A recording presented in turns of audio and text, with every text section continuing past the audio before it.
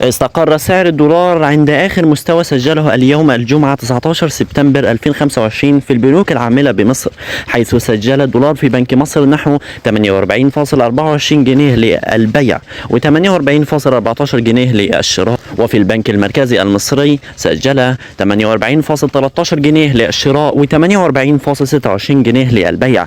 في البنك الأهلي المصري 48.14 جنيه للشراء و48.24 للبيع.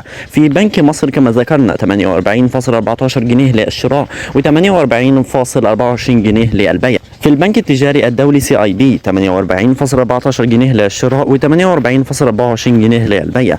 في بنك الإسكندرية 48.14 جنيه للشراء و48.24 جنيه للبيع. في بنك القاهرة 48.14 جنيه للشراء و48.24 جنيه للبيع. في بنك فيصل 48.14 جنيه للشراء و48.24 جنيه للبيع. في أبو ظبي الإسلامي 48.14 جنيه للشراء و48.23 جنيه للبيع.